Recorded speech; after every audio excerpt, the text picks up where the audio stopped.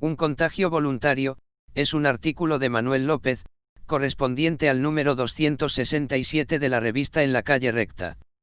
Juan 13, 1-20.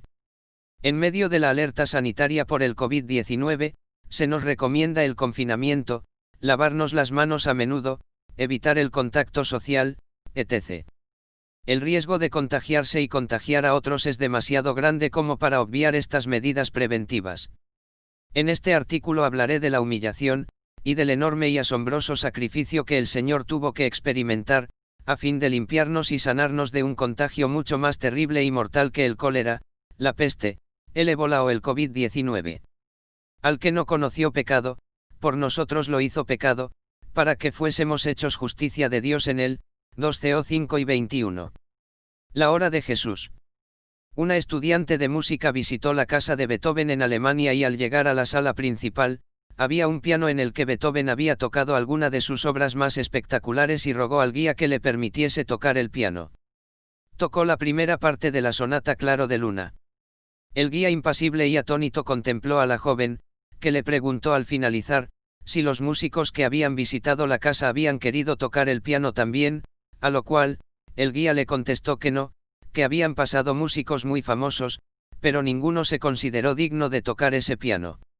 La joven se ruborizó ante tal embarazosa situación.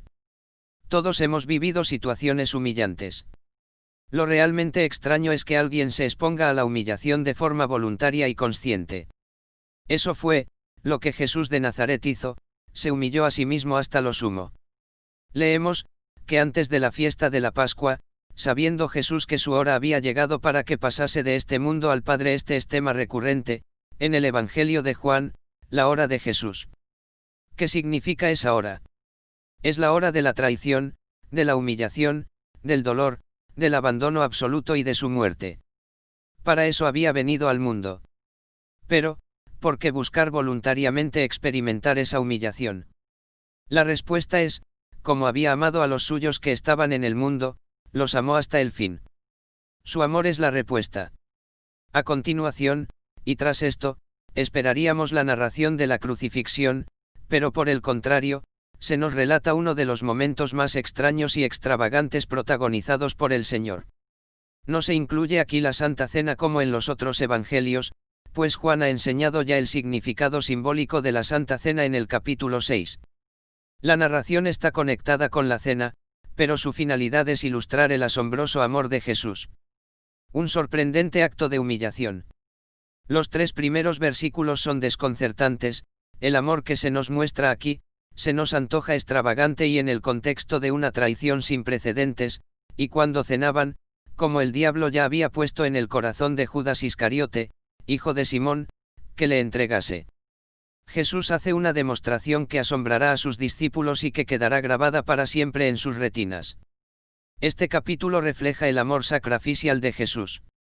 No una manifestación de poder y autoridad al estilo de los reyes y príncipes de la tierra, sino el poder del perdón y del servicio cristiano, sabiendo Jesús que el Padre le había dado todas las cosas en las manos, y que había salido de Dios, y a Dios iba. ¿Qué podría hacer Jesús con todo ese poder, el poder desplegado para crear el universo que nos rodea, que creó con su palabra, que sostiene y preserva?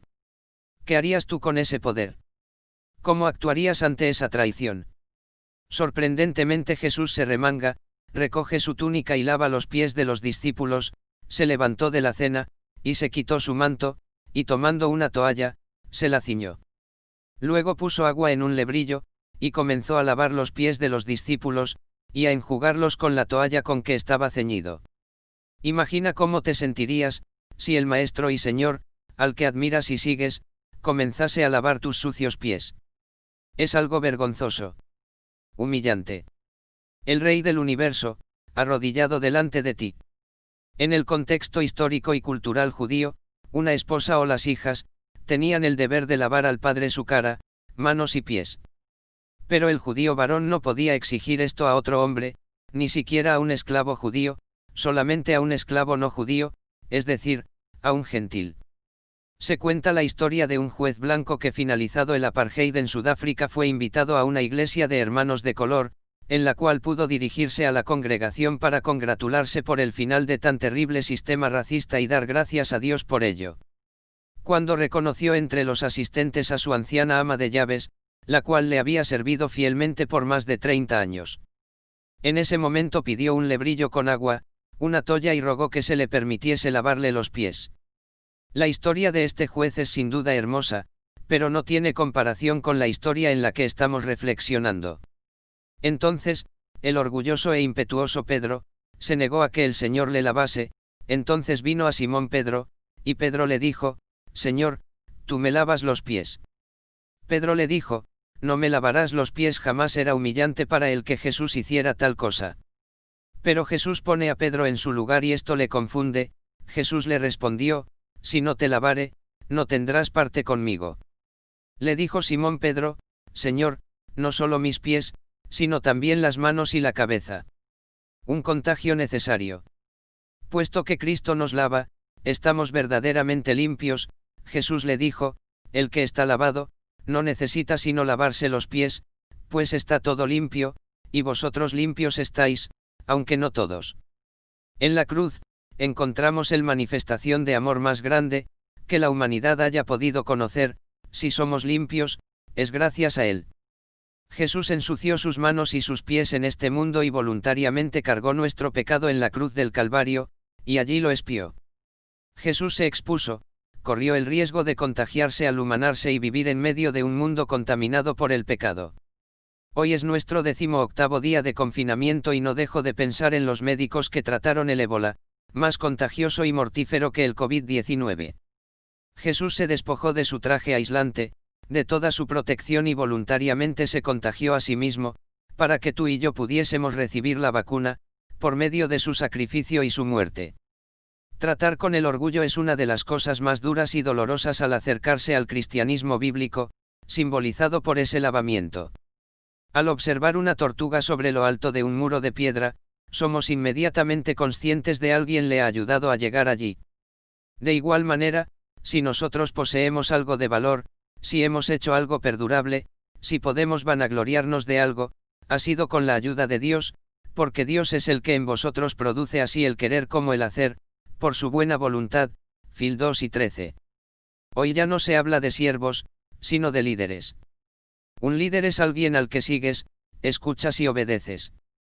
Tristemente el ministerio cristiano se ha convertido en buena parte en algo como The Hall of Fame, el Salón de la Fama, quien predica más y dónde, quien publica más y da más conferencias.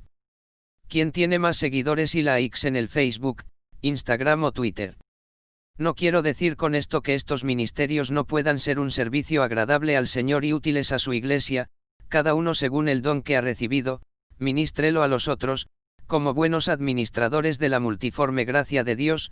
1 P 4 y 10, aunque ciertamente, los tales, entrañan grandes peligros y tentaciones, la vanidad y el orgullo son algunos de ellos. Como siempre, nuestro modelo es Jesús de Nazaret. Me asombra el amor extravagante de Jesús, su humillación voluntaria, su disposición a contaminarse con nuestro pecado para que tú y yo fuésemos limpios y sanos, sin merecerlo. Siendo Él, Maestro y Señor, lavó los pies de los discípulos. ¿Cómo nos sentimos nosotros cuando nos humillan? Sufriríamos la humillación, a fin de servir al Señor y a su iglesia. Estamos dispuestos a dejar que Jesús nos muestre nuestro pecado, que necesita ser limpiado. Lavaríamos los pies de otros, imitándole a Él. Entonces Él se sentó y llamó a los 12, y les dijo: si alguno quiere ser el primero, será el postrero de todos, y el servidor de todos. Mr 9, 3.